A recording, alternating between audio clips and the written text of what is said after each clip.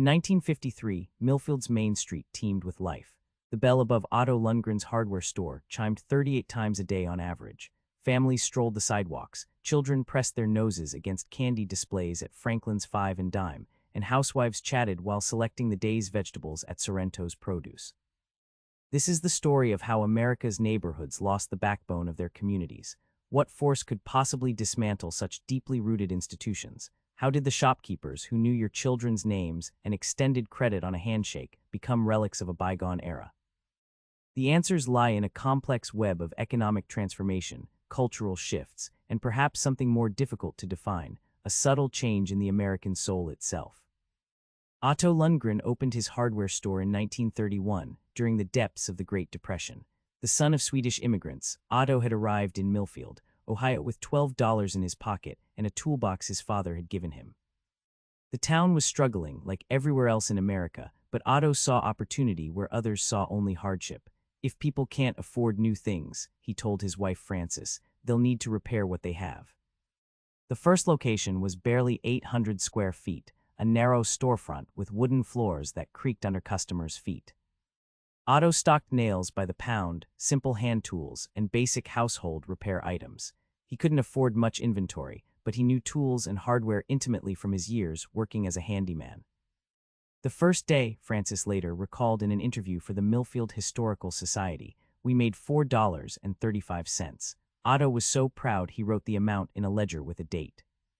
We framed that page years later, when the store had its 25th anniversary. Otto's strategy was simple but effective. Know your customers, know your products, and give honest advice. If a customer came in looking for an expensive tool they didn't need, Otto would steer them toward something more appropriate, even if it meant less profit for the store. I can sell a man the wrong tool once and make a good profit, he often said, or I can sell him the right tool now and keep him coming back for 30 years. By 1935, Otto had expanded to a larger location on Main Street proper, a 2,200 square foot space that would remain Lundgren's hardware until 1997. The new store allowed him to stock more inventory, including paint, a wider range of tools, and household items like brooms and mops. During World War II, when metal and other materials were scarce due to rationing, Otto became known for helping customers repair items that couldn't be replaced. He kept the store open extended hours, sometimes staying open until 10 p.m. to accommodate factory workers who were putting in long shifts for the war effort. The post-war boom transformed Millfield, as it did much of America. The population grew from 12,000 in 1945 to 23,500 by 1955, as returning veterans settled down and started families. Otto expanded his inventory to meet the needs of homeowners in the new subdivisions sprouting up around town. By the mid-1950s, Millfield's Main Street had become a microcosm of American small-town prosperity. Alongside Lundgren's hardware stood Franklin's Five and Dime, owned by Florence Simmons, a widow who had taken over her husband's business after he died in the Pacific during World War II. There was Sorrento's Produce, run by 3 generations of an Italian immigrant family, Patterson's Pharmacy, where Dr. Patterson still mixed some medications by hand, Morgan's Menswear, where every boy got his first suit. Dawson's Appliances, selling the new electric wonders transforming American homes. On a typical Saturday in 1957, Main Street would see approximately 3,200 shoppers. Parking was at a premium, with cars lining both sides of the street and filling the small lots behind the stores. The cash registers at Lundgren's would ring up around $1,200 in sales on a good Saturday, equivalent to nearly $12,000 in today's currency. You couldn't walk 10 feet without running into someone you knew, remembers Olivia Fleming, now 85, who worked as a clerk at Franklin's Five and Dime from 1955 to 1961. Mrs. Simmons knew every customer by name, and usually their children's names too. If a regular customer didn't come in for a while, she'd ask someone to check if they were sick or needed anything. This personal connection extended to financial matters as well. Most stores kept a ledger behind the counter where regular customers could buy on credit, paying their bill at the end of the month when paychecks arrived. No credit checks, no interest charges, just a simple system based on trust and community standing. My father kept a special ledger too, explains Thomas Lundgren, Otto's son who later ran the hardware store until its closing. there were maybe 15 families in town who were really struggling. Dad would let them buy what they needed and pay what they could. He'd mark their accounts paid in full every Christmas. He thought no one knew, but word gets around in a small town. That's why so many people stayed loyal to the store, even when bigger competitors came. The employee experience at these stores differed dramatically from the modern retail environment. Clerks were considered semi-professionals, particularly in specialized shops like hardware or pharmacy. They often stayed with the same store for decades, becoming experts in their departments and familiar faces to customers. At Lundgren's Hardware, the average employee tenure in the 1950s was 14.7 years. Otto paid above-average wages, $1.85 per hour when the minimum wage was $1, and closed the store on Sundays and major holidays. He instituted a profit-sharing plan in 1959, one of the first small businesses in Ohio to do so. Working for Otto wasn't just a job, recalls Frank Mercer, who started as a stock boy in 1954 and eventually became the store manager. It was like being part of a family business, even though we weren't related. When my wife had complications with our first child in '62, Otto paid all the hospital bills that our insurance didn't cover. He said the store family takes care of its own. This sense of community extended beyond the walls of individual businesses. The merchants of Main Street saw themselves as caretakers of the town as much as business people. They formed the Main Street Merchants Association, which sponsored the annual Christmas parade, summer festivals, and scholarships for local high school students. In 1958, when the town budget couldn't cover needed repairs to the Main Street infrastructure, the merchants voluntarily assessed themselves a special tax to pay for new sidewalks, decorative streetlights, and seasonal plantings. The investment, approximately $42,000, $390,000 in today's dollars, was substantial for small business owners, but they saw it as necessary for the health of both their businesses and their community. By 1960, Millfield's Main Street represented the apex of the mom-and-pop shop era.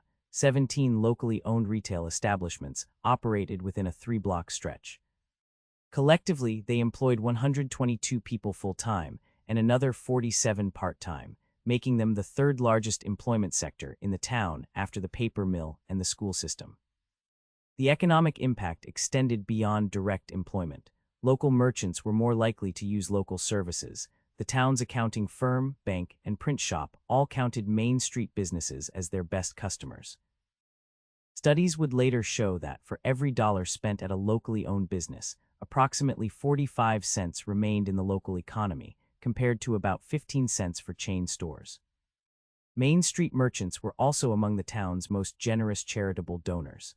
Otto Lundgren served as chairman of the hospital fundraising committee that raised $230,000 to add a new wing to Millfield General Hospital in 1962. Florence Simmons established a foundation that provided school supplies to needy children, no questions asked, through a discreet system that preserved their dignity. The physical experience of shopping on Main Street engaged all the senses in ways that modern retail rarely achieves. The smell of fresh-baked bread wafted from Kowalski's bakery every morning at 5 a.m. Sorrento's Produce arranged their fruits and vegetables in artistic displays, the colors and textures creating a feast for the eyes. The wooden floors of Lundgren's Hardware creaked pleasantly underfoot, while the distinctive scent of cutting oil, rope, and paint created an olfactory experience that many former customers can still recall decades later. You went to Main Street for more than shopping, explains Dr. Alina Prentice, a cultural anthropologist who has studied the role of retail in community formation. It was where you caught up on news, where young people saw and were seen, where the community reinforced its bonds through hundreds of small daily interactions. The merchants served as informal community leaders, information hubs, and sometimes even as confidants or advisors. But beneath this thriving surface, changes were brewing that would ultimately challenge the supremacy of Main Street commerce. The seeds of transformation had already been planted, though few recognized their significance at the time. In 1954, just outside Millfield, a farmer named Harold Jenkins sold 18 acres of land to a development company from Cleveland. Initial rumors suggested an expansion of housing developments, but the actual plans would prove far more consequential. Millfield would be getting its first shopping center. Meadowview Plaza opened in April 1962 with 8 stores, anchored by a Centrex department store. With a parking lot designed to accommodate 350 cars, it immediately offered something Main Street couldn't. Abundant, convenient parking. Its modern, air-conditioned spaces contrasted with the older buildings downtown, many of which dated to the early 1900s. I remember my mother being so excited when Meadowview opened, recalls Barbara Leeton, who grew up in Millfield. She could park right in front, get everything in one stop, and not worry about the weather. It seemed so modern and convenient compared to going from store to store downtown. The initial impact on Main Street wasn't devastating. Some businesses saw a dip in sales, but most weathered the new competition reasonably well. Many Millfield residents maintained their shopping habits out of loyalty and tradition. Otto Lundgren responded to the new competition by doubling down on personalized service and expertise. He expanded his tool rental department, something the hardware store at Meadowview didn't offer, and instituted free delivery for large purchases. When customers came in looking for obscure parts or unusual items, Otto took special orders and often absorbed the extra shipping costs himself. Florence Simmons at Franklin's 5 and Dime renovated her storefront, adding large display windows and updating the interior lighting. She expanded her candy and toy departments to draw families with children. For a while, it seemed that Main Street and the shopping center might establish an equilibrium, serving different needs and different shopping styles. But larger forces were at work that would ultimately prove more challenging than local competition. The early 1960s marked the beginning of a profound transformation in American retail. The interstate highway system, initiated under President Eisenhower, was changing patterns of movement and commerce across the country. Suburbs were expanding rapidly, creating new population centers away from traditional downtowns. Television advertising was nationalizing consumer culture in unprecedented ways. In 1962, the same year Meadowview Plaza opened in Millfield, 4 companies launched or dramatically expanded retail concepts that would reshape American commerce. Walmart opened its first store in Rogers, Arkansas, Kmart was founded, Target launched, and Woolworth accelerated the expansion of its Woolco discount stores. These companies pioneered a new model of retail that prioritized price and selection over service and relationship. Their economies of scale allowed them to undercut local merchants on many items, sometimes selling products below cost as loss leaders to drive customer traffic. By 1965, Millfield was feeling these broader changes.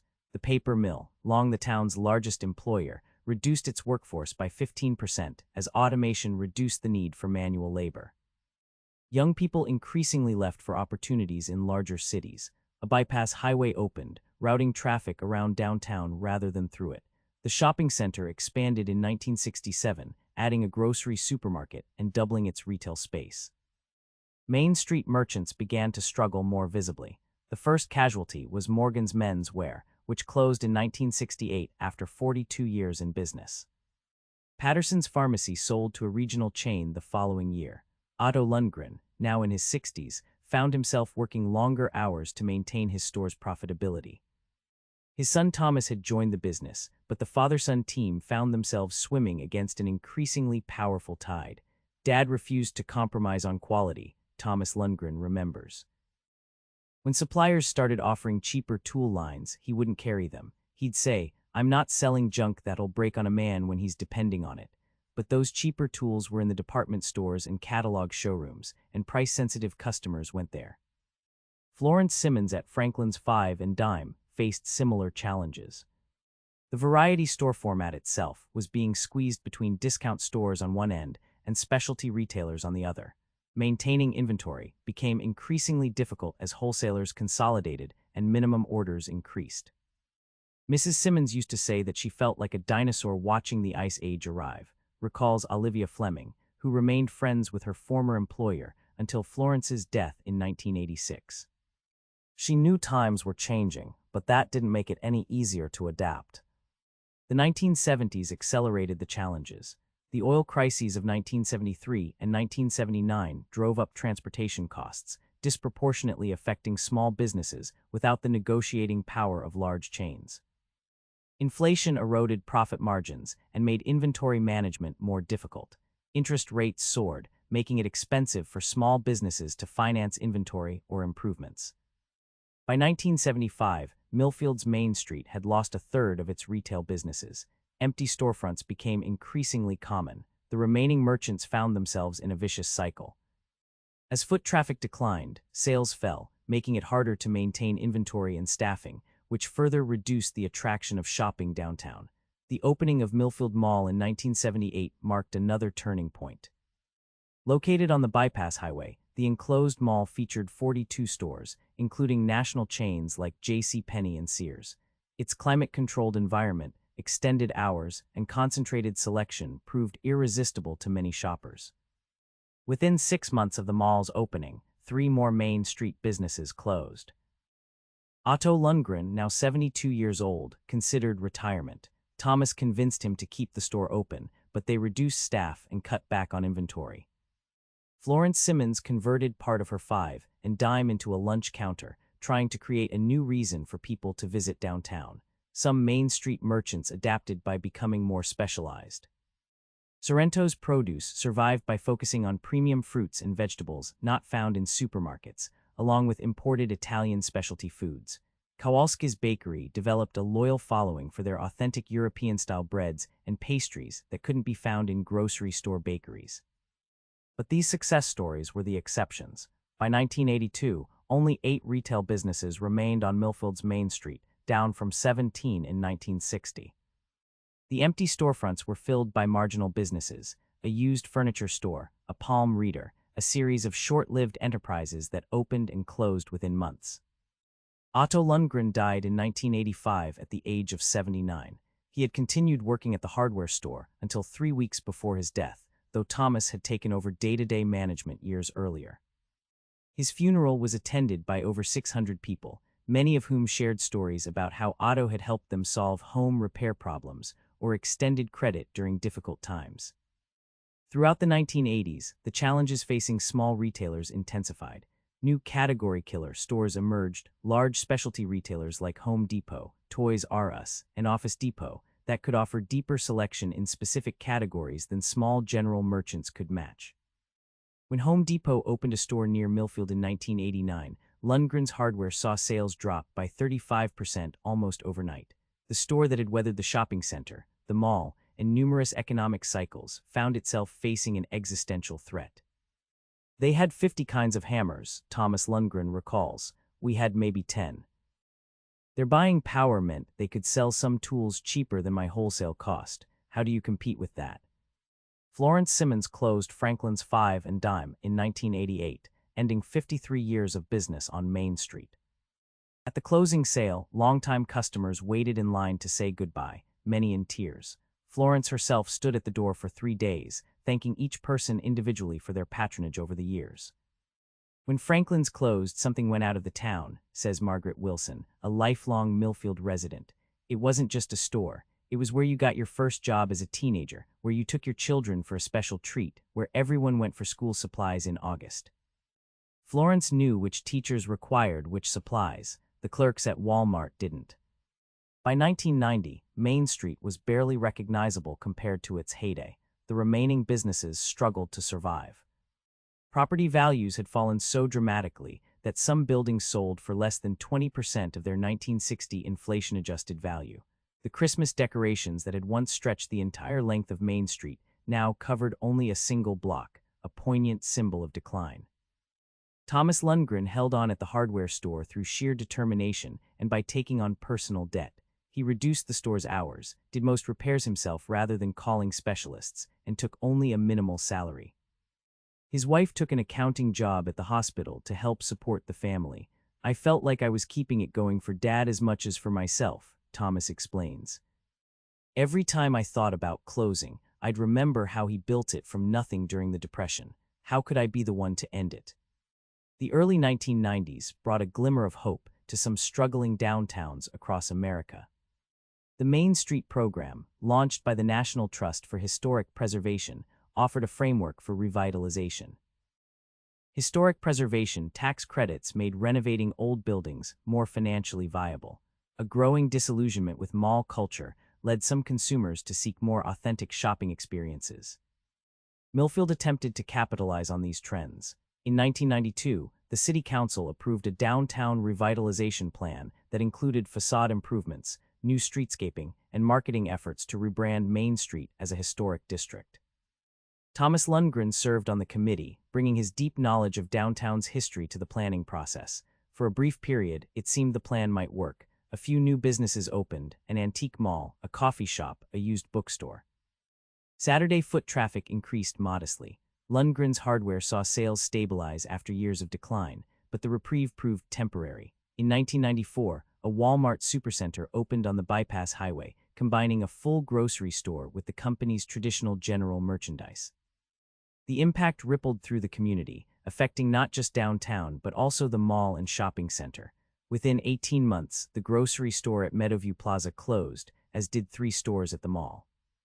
For Lundgren's hardware, the supercenter was the final blow. Though Walmart's hardware department couldn't match the specialized inventory or expertise of a dedicated hardware store, it captured enough of the casual, price-sensitive customers to make Lundgren's business model unsustainable. In January 1997, Thomas Lundgren announced that the store would close after 66 years in business. The news made the front page of the Millfield Gazette. For 3 generations of Millfield residents, it was difficult to imagine the town without Lundgren's hardware. The closing sale lasted 6 weeks. Longtime customers came to buy final items, often spending more time sharing memories than actually shopping. Many left with tears in their eyes, having known no other hardware store in their lifetimes. On the final day, March 15, 1997, Thomas kept the store open until 9 p.m. The last customer was Frank Mercer, the former employee who had started as a stock boy in 1954 and risen to store manager before retiring in 1989. Frank bought a single hammer, the same model Otto had sold him when he bought his first house in 1960. "It still works perfectly," Frank told Thomas as he paid. "They don't make them like this anymore." They don't make stores like this anymore either. After Frank left, Thomas locked the door, turned out the lights, and sat alone on the counter where his father had tallied sales for decades. The next morning, he began the process of liquidating the remaining inventory and fixtures. Sorrento's Produce held on until 1999, the last of the original Main Street businesses to close. By 2000, not a single retail establishment from Millfield's mid-century heyday remained in operation downtown. The buildings still stood, but they housed very different businesses. Government offices, social service agencies, a few professional services like attorneys and accountants. The story of Millfield's Main Street is not unique. Similar transformations occurred in thousands of towns across America. The decline of mom-and-pop shops represents one of the most significant economic and cultural shifts in modern American history. The statistics tell part of the story. Between 1972 and 2020, the market share of independent retailers in the United States declined from approximately 59% to less than 22%. The number of independent hardware stores dropped from about 24,000 in 1955 to fewer than 6,000 today, a 75% reduction. Independent pharmacies declined from 40,000 to around 22,000 during the same period, but numbers alone don't capture the human and cultural impact of this transformation. The loss of mom-and-pop shops changed not just how Americans shopped, but how communities functioned and how people related to each other. When we lost our downtown businesses, we lost more than places to buy things, explains Mayor Robert Callahan of Millfield. We lost gathering places, information hubs, informal social welfare networks. Otto Lundgren knew who was struggling and found ways to help them maintain their dignity while getting what they needed. Big box stores have charitable programs, but it's not the same kind of embedded, relational support. The economic impacts extended beyond the visible job losses. Studies by economists like Civic Economics have found that locally owned businesses recirculate a significantly higher percentage of their revenue within their communities compared to chain stores, approximately 48% versus 14%. This multiplier effect means that the loss of independent businesses has far-reaching consequences for local economies. The physical landscape of commerce changed as well. Traditional main streets were designed for pedestrians, with architectural details meant to be appreciated at walking pace. Shopping centers and big box stores prioritized automobile access, with buildings set back behind vast parking lots and minimal attention to aesthetic details. There's a sensory poverty to modern retail environments, observes architectural historian Dr. Julia Reinhardt. The rich materials of old commercial buildings, brick, stone, wood, decorative tile, have been replaced by cheap metal siding and concrete block. The human scale has been lost, and with it, something is lost in our experience of public space. Former customers of mom-and-pop shops frequently mention the sensory dimensions of their shopping experiences. The smell of coffee grinding at the A&P, the creak of wooden floors at Lundgren's Hardware, the sound of the brass bell when you open the door at Franklin's Five and Dime. These sensory memories seem to evoke a deeper nostalgia than merely recalling products or prices. For the workers in these establishments, the transition often proved financially and emotionally devastating. When Florence Simmons closed her store in 1988, she provided severance to her employees based on their years of service, 1 week's pay for each year, depleting her personal savings to do so. When Walmart opened in Millfield, starting wages were $4.25 per hour minimum wage at the time, with minimal benefits compared to the healthcare coverage and profit sharing that some local merchants had provided. Some communities have found ways to preserve or reinvent their downtown shopping districts. Frederick, Maryland transformed its historic downtown into a dining and specialty shopping destination. Galena, Illinois leveraged its preserved 19th-century architecture to become a tourist attraction. Burlington, Vermont created a pedestrian mall that continues to thrive with a mix of local and national retailers. But these success stories are exceptions. For every revitalized Main Street, dozens have continued to struggle with vacancy, marginal businesses, and declining foot traffic.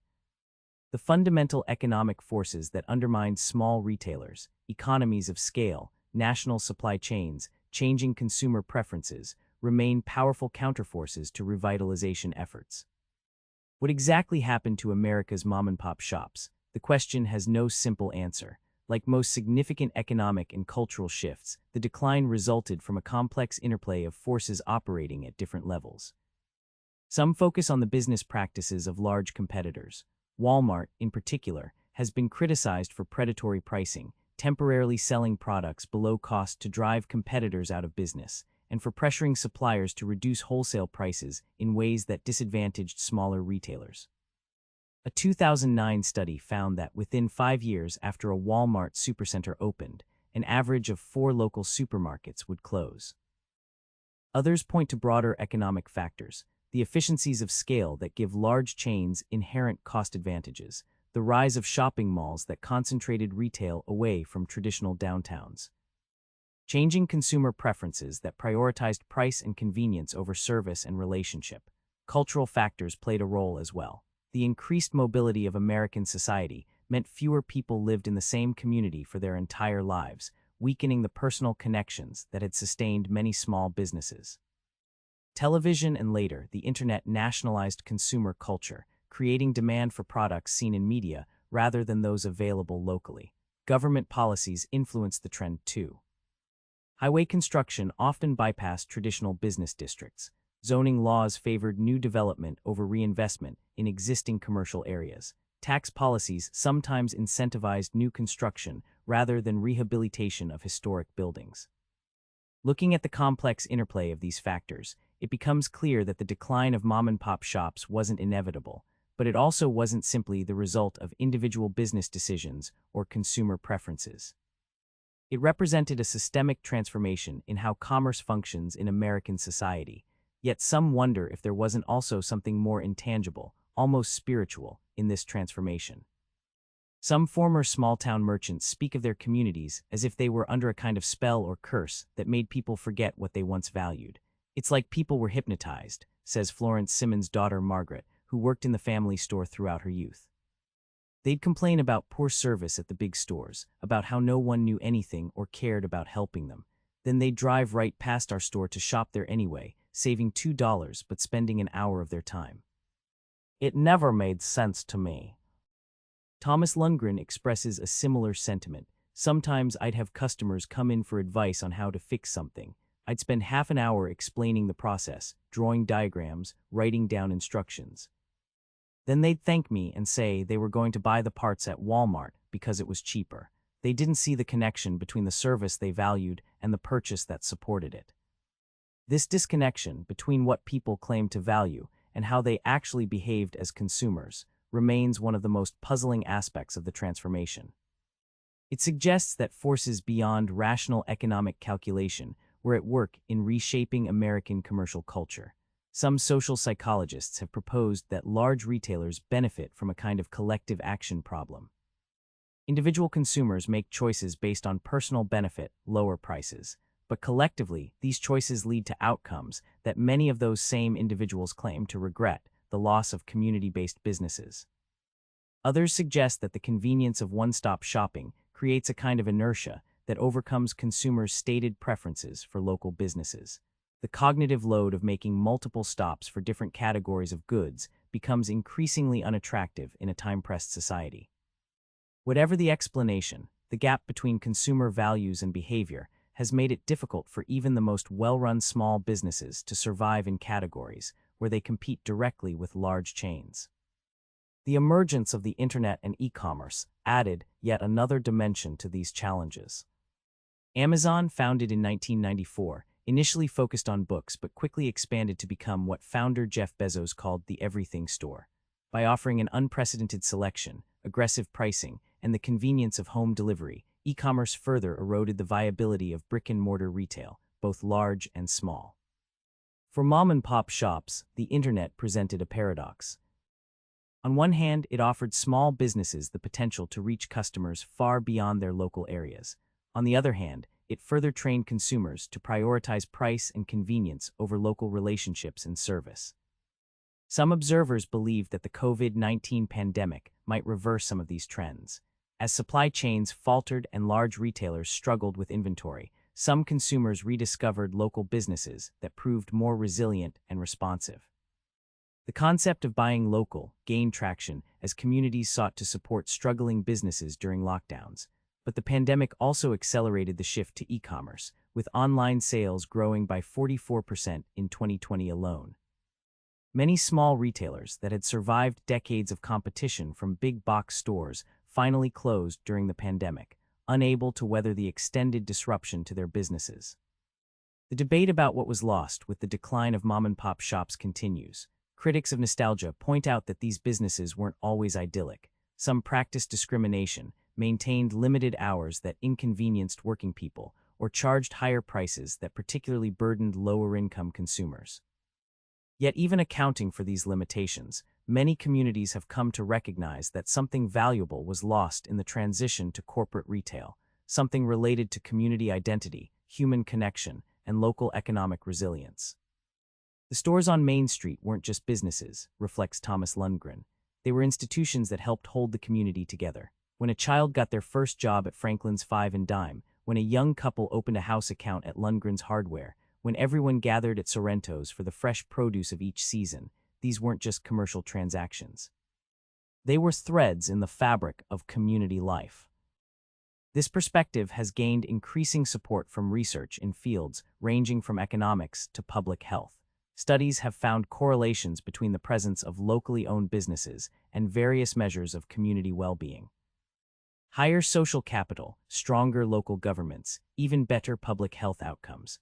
The rise of the new urbanism movement in city planning, with its emphasis on walkable neighborhoods and mixed-use development, represents in part an attempt to recreate the physical environments that once supported community-based commerce. Movements promoting buy local campaigns and community-supported agriculture reflect similar efforts to rebuild local economic relationships, yet the economic forces that undermine mom-and-pop shops remain powerful. The efficiencies of scale, the convenience of one-stop shopping, and the price advantages of national supply chains continue to shape consumer behavior. The internet has further dissolved geographic boundaries in commerce, allowing consumers to shop globally rather than locally with a few clicks. So what happened to mom-and-pop shops? Some were destroyed by predatory competition, others failed to adapt to changing consumer preferences, many succumbed to broader economic forces beyond their control. Most faced a combination of these challenges, but perhaps the most profound explanation lies in a fundamental shift in how Americans think about the act of shopping itself. What was once an inherently social activity, embedded in community relationships, has for many become a purely transactional process optimized for efficiency and cost. Today, Millfield's Main Street bears little resemblance to the vibrant commercial district of the mid-20th century. The buildings remain, their architectural details testifying to a different commercial era. A few have been well preserved or restored, others show the wear of decades of minimal maintenance. The former Lundgren's Hardware is now divided between a vape shop and a payday loan business. Franklin's Five and Dime housed a succession of businesses before becoming a dollar store, a corporate descendant of the variety store concept that Florence Simmons once operated, but with imported merchandise and minimum wage employees, rather than the carefully curated selection and career clerks of the original. Thomas Lundgren, now 73, sometimes walks down Main Street early in the morning when few people are around. He can still point out where each business was located, recall the names of proprietors and longtime employees, describe the window displays that once drew shoppers from throughout the region. Sometimes I think I hear my father's voice when I walk past the old store, Thomas admits. Not in a spooky way, just memories so strong they almost become real. He used to say that a good merchant is part of the backbone of a community. I wonder what he would think of Millfield now. The ghosts of commerce past haunt not just Thomas, but many Americans who remember a different way of shopping and a different kind of community. Some of this is surely nostalgia, a selective remembering of the positive aspects of the past while forgetting the limitations, but not all of it can be dismissed so easily. The story of America's mom-and-pop shops is not simply one of economic evolution or creative destruction. It's a story about changing values, about shifts in how we understand community and convenience, about the unintended consequences of countless individual decisions that collectively transformed the commercial landscape of a nation. So whatever happened to mom-and-pop shops? Ask 10 economists, and you'll get 10 different analyses emphasizing different factors. Ask 10 former merchants, and you'll hear 10 personal stories of struggle against forces that seemed both impersonal and overwhelming. Ask 10 consumers, and you'll find a complex mix of regret for what was lost alongside appreciation for the conveniences that replaced it. Perhaps the most honest answer acknowledges this complexity. America's mom-and-pop shops didn't disappear because of any single factor, but through a perfect storm of economic, technological, cultural, and policy changes that collectively made their traditional business model increasingly difficult to sustain. What remains unclear is whether something essential was lost in this transformation, some aspect of community life or human connection that cannot be replaced by the efficiencies of modern commerce, or whether we are simply experiencing the natural evolution of how goods and services are distributed in a changing society. As you drive through Millfield today, you'll pass a Walmart supercenter, a Home Depot, chain restaurants, and all the familiar corporate retail landmarks of contemporary America.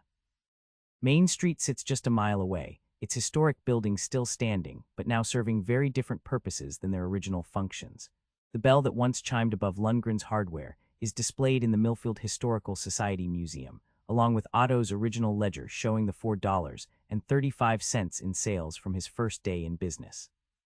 Artifacts from Franklin's Five and Dime, the candy counter, a cash register, Florence Simmons' handwritten inventory records, occupy another exhibit.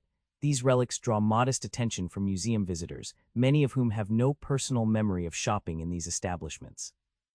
For younger residents, it can be difficult to imagine a time when Millfield's commercial life centered on locally owned stores rather than national chains. But for those who remember, the ghosts of Main Street remain vivid. The shopkeepers who knew your name, extended credit when times were tough, and saw their businesses as community institutions rather than merely profit-generating enterprises. Whether these ghosts represent merely nostalgia for a romanticized past or the genuine loss of something valuable to community life remains a question with no simple answer. What is certain is that the transformation of American retail from locally owned shops to corporate chains represents one of the most significant economic and cultural shifts of the past century, one whose full implications for community life, economic opportunity, and civic engagement we may still be discovering.